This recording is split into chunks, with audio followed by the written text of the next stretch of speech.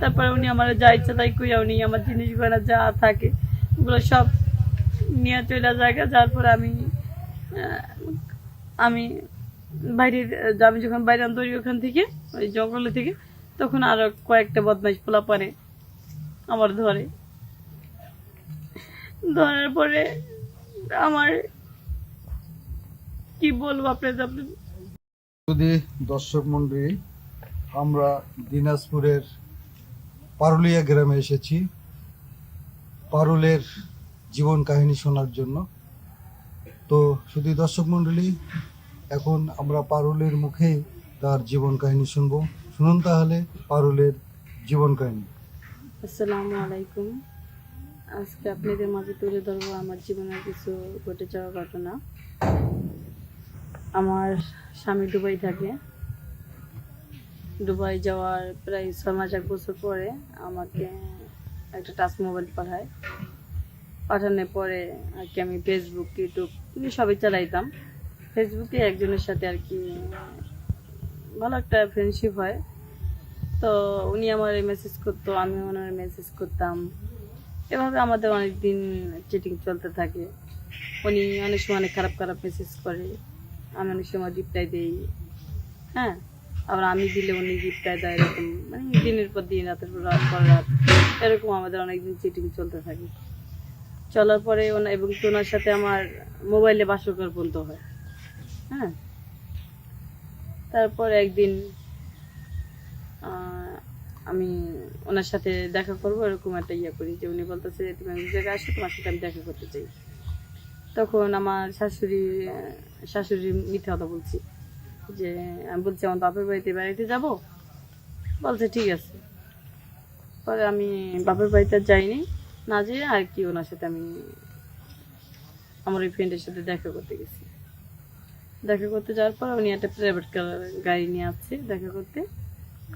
আসার পরে উনি আমার প্রাইভেট কারে উঠাইলো, আর আমি আবার আমার যত জিনিস গয়না ছিল ওগুলো আমি সবই পরে গেছিলাম। অনেক সুন্দর করে সাজছিলাম আর কি, যেহেতু আমার প্রেমিকের সাথে আমি দেখা করতে যাব। হ্যাঁ, ফ্যামিলি না, বন্ধুর সাথে না? হ্যাঁ, বন্ধু প্রেমিকা দুইটাই মানে আর কি। হ্যাঁ, ভালো বন্ধু তো প্রেমিকার মধ্যেই চলে গেছিলাম। তো দেখা করতে যাই, অনেক সুন্দর করে সাজি আর কি। ওদিন আমার যত জিনিস গয়না থাকে, হ্যাঁ, এবং কি পাল্লা থেকে অনেক সুন্দর করে সাজিয়ে আমার সবাই দুবাই থেকে টাকা পাঠায়, ওই টাকাটা সাজি। তারপরে আর কি ওনার সাথে দেখা করতে চাই। যাওয়ার পরে উনি আমার একটা প্রাইভেট গাড়িতে উঠানোর পরে উনি যাইতে একবারে জঙ্গলের ভিতরে যায়।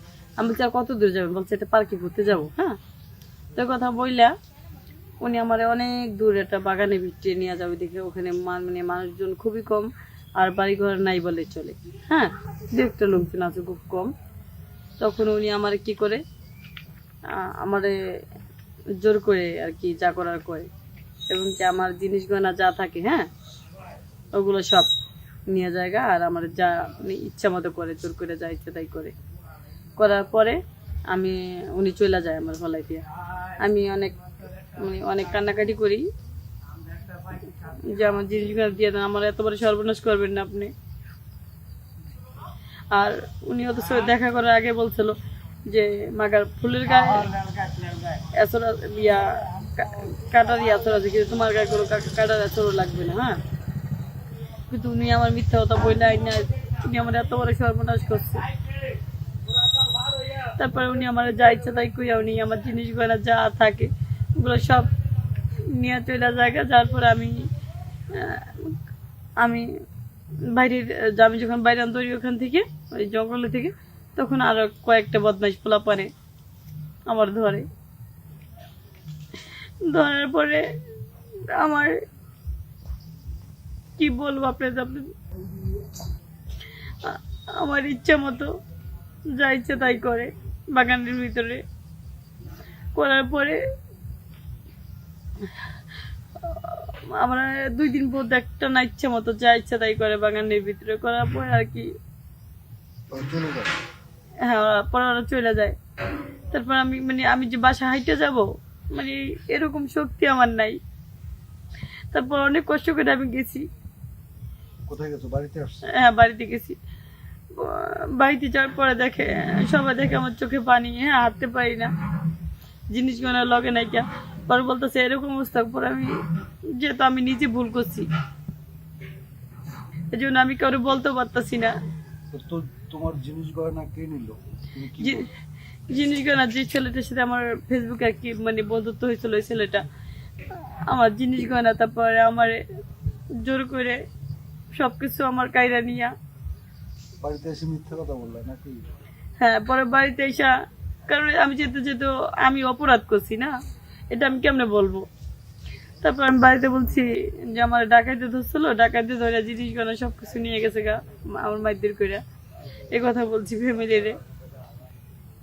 সেজন্য কে দোষী?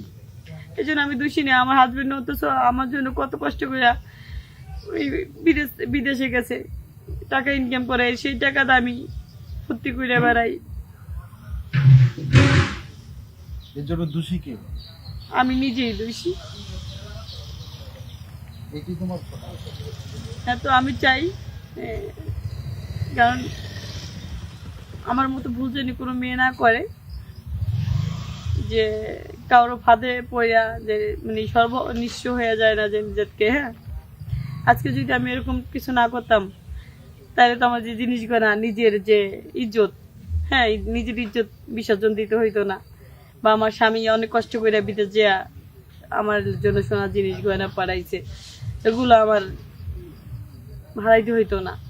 তো সবচেয়ে বড় কথা হলো মানুষের যাতে এই ধরনের ভুল থেকে দূরে থাকে। আমি চাই না যে আমার মতো কারো জীবন এভাবে নষ্ট হোক।